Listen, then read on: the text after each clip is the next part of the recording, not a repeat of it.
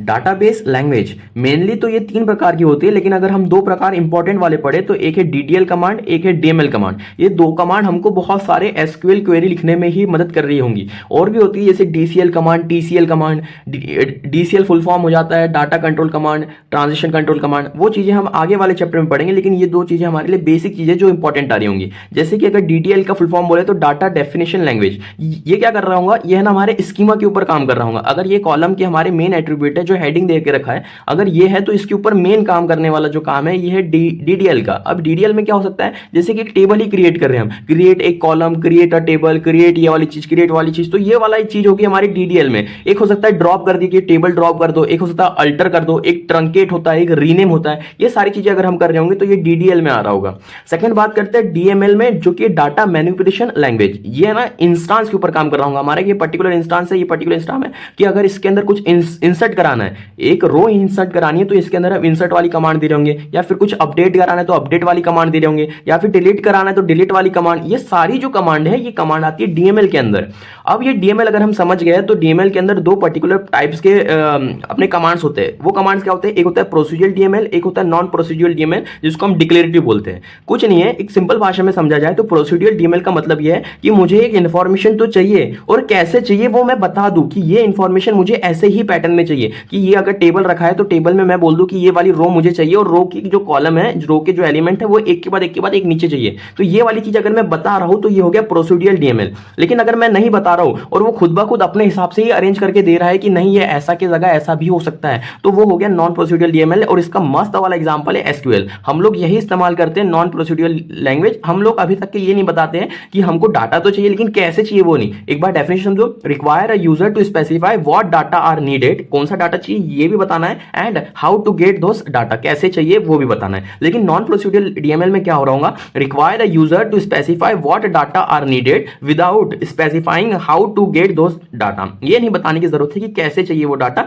बस वो ही डाटा चाहिए ये हमको निकाल के दे देगा, और ये ऑटोमेटिकली काम होता है। ये ऑटोमेटिकली काम आजकल जो हमारा काम कर रहा है ये एसक्यूएल कर रहा है। अगर आप बहुत अच्छे से एसक्यूएल पढ़ना चाहेंगे ना तो एसक्यूएल बहुत डीप में है, कि एसक्यूएल ही के ऊपर ही प्रकार से आपको एक पर्टिकुलर कोर्स करना पड़ेगा। स्ट्रक्चर क्वेरी लैंग्वेज सारी बहुत बड़ा कोर्स है जो कि पूरा डाटा वगैरह के ऊपर बात करता है। चलो हम लोग आगे देखते हैं डाटाबेस यूजर एंड एडमिन्स। जैसे कि अब एक पर्टिकुलर डाटाबेस बनाया गया, अब उसके लिए अलग अलग प्रकार के फेसेस होंगे। फेसेस कैसे कि कुछ एक तो न्यू यूजर हो गया, कि अगर एक एप्लीकेशन बनाई गई है उसके अंदर कुछ डाटा रखा गया है, तो कोई बाहर से अगर कोई यूजर आ रहा है उसको फेच करने की कोशिश कर रहा है तो वो उसके लिए न्यू यूजर हो गया। ऐसे ही एप्लीकेशन प्रोग्रामर जो एप्लीकेशन बनाया है, एक सोफिस्टिकेटेड यूजर हो गया जिसको हमने स्पेशलाइज किया कि आप ये वाला इस्तेमाल करके देखो, इसके फीडबैक दो हमको। ऐसे स्पेशलाइज यूजर हो गया, और ऐसे डाटाबेस एडमिनिस्ट्रेटर हो गया। ये डाटाबेस एडमिनिस्ट्रेशन को बहुत काम है आगे चल के, ये हम पढ़ने वाले हैं।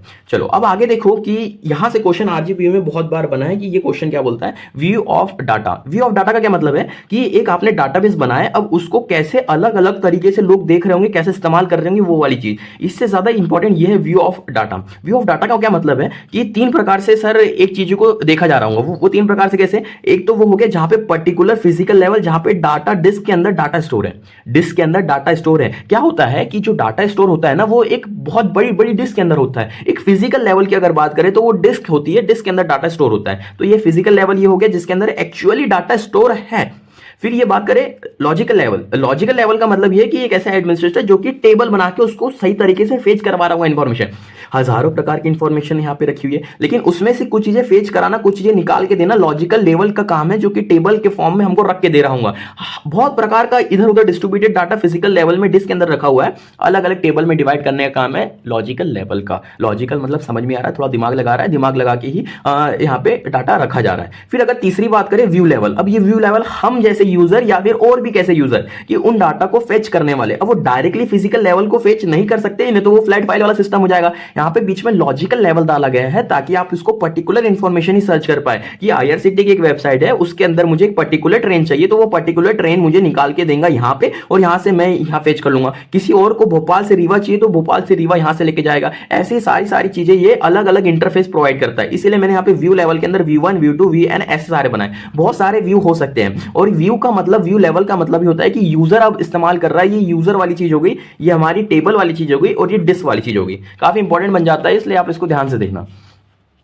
नेक्स्ट आते हैं डाटाबेस सिस्टम स्ट्रक्चर। अब ये सिस्टम स्ट्रक्चर मेनली हमारे पास 2 प्रकार से बिना ठीक है, अब बढ़ते हैं हम आगे डाटाबेस सिस्टम स्ट्रक्चर के ऊपर। दो प्रकार के स्ट्रक्चर होते हैं, एक होता है 2 टायर, एक होता है 3 टायर। इंपॉर्टेंट क्वेश्चन यही से बनता है कि ये 3 टायर आर्किटेक्चर क्या होता है और 2 टायर आर्किटेक्चर क्या होता है। अगर मैं बात करूं 2 टायर आर्किटेक्चर की, तो 2 टायर आर्किटेक्चर में सिर्फ 2 लेवल्स होंगे हमारे पास, और 3 लेवल के अंदर 3 से हमारे पास लेयर्स होने वाली है। अगर बात करें तो 2 प्रकार की लेयर होती है, एक होती है क्लाइंट, क्लाइंट के पास यूजर होता है और एप्लीकेशन होती है। एक होता है सर्वर, सर्वर के पास मेनली डाटाबेस सिस्टम होता है। जो सर्वर है, सर्वर के पास डाटाबेस सिस्टम होता है। अच्छा, हम लोग बहुत बार बोलते हैं कि इस वेबसाइट का सर्वर नहीं चल रहा है, उसका मतलब यही है कि जो डाटाबेस में, जो डाटाबेस सिस्टम में जो डाटा स्टोर है, वहां से हम चीजें रिट्राइव नहीं कर पा रहे हैं, या नेटवर्क स्लो है, या फिर सर्वर डाउन है, ये वाली चीज बोलते हैं। तो ये मतलब होता है उसका कि डाटाबेस सिस्टम से हम इंफॉर्मेशन फेच नहीं कर पा रहे हैं। अगर ये 2 टायर लेयर की अगर बात करें, तो ये हो गया हमारा कि पहले यूजर और एप्लीकेशन साथ में, ये क्लाइंट लेयर हो गई, और एक सिंपल सी होगी कि डाटाबेस सिस्टम ये डायरेक्टली कनेक्टेड होगी नेटवर्क के थ्रू, और ये सर्वर वाली लेयर होगी। लेकिन जैसे हम इधर वाली बात करें, तो इधर एक क्लाइंट वाली लेयर है, क्लाइंट वाली लेयर सेम टू सेम वैसे यूजर और एप्लीकेशन वाली, और इसके अंदर अब ये हमारा नेटवर्क से कनेक्टेड है, जो कि एप्लीकेशन सर्वर आ गया। यहाँ पे एप्लीकेशन सर्वर आ जाता है 3 टायर में, और ये डीबीएमएस वाले सर्वर के साथ, सिस्टम के साथ कनेक्ट होता है। ये बात हमको यहाँ ध्यान में रखने वाली बात है। बाकी तो आप इसके अंदर बहुत कुछ लिख ही दोगे फिर।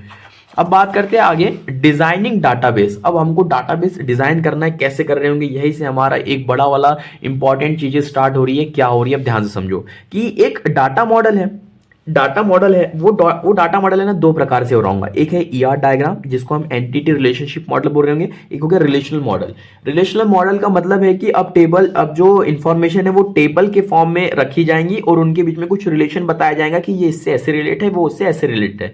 और अगर ईआर डायग्राम की बात करें, तो अब इसके अंदर कुछ ऑब्जेक्ट्स है, कुछ एंटिटीज है, उनको एक दूसरे से कनेक्ट करके बताएंगे, और बोलेंगे कि ये एट्रीब्यूट है, ये एट्रीब्यूट है, ये इससे ऐसे कनेक्ट है। ये हो गया हमारा ईआर डायग्राम वाली चीज। एक बार डाटा मॉडल की डेफिनेशन समझो, a collection of conceptual tools for describing data, data relation, data semantics and consistency constraint. बस इतनी अगर डेफिनेशन समझ में आई तो बहुत प्यारी चीज है। 2 प्रकार के होते हैं, एक होता है ईआर डायग्राम, एक होता है रिलेशनल मॉडल। अगर ईआर डायग्राम की बात करें, तो वो ऑब्जेक्ट्स को जो एंटिटी कहते हैं और उनके बीच में जो रिलेशन बताते हैं, वो होता है ईआर डायग्राम। इसकी डेफिनेशन समझो, it consist of a collection of basic objects called entities end of relationship among this object, कि इनके बीच में रिलेशनशिप बता रहा है। अच्छा, किसके बीच में, कि कलेक्शन ऑफ बेसिक ऑब्जेक्ट्स। अब वो जो बात की थी हमने particular instance, particular column schema, वो वाले कलेक्शन कर दिया हमने उसको, और उसको अगर एंटिटी यहाँ बोले, या डायग्राम में उसको एंटिटी बोल देंगे। अरे अलग अलग चीजें से अलग अलग नाम बोल देते हैं, तो यहाँ पे उसको एंटिटी बोल दिए। End of relationship among this object, उनके बीच में रिलेशनशिप बता रहा है, तो ये हमारा ईआर डायग्राम होगा।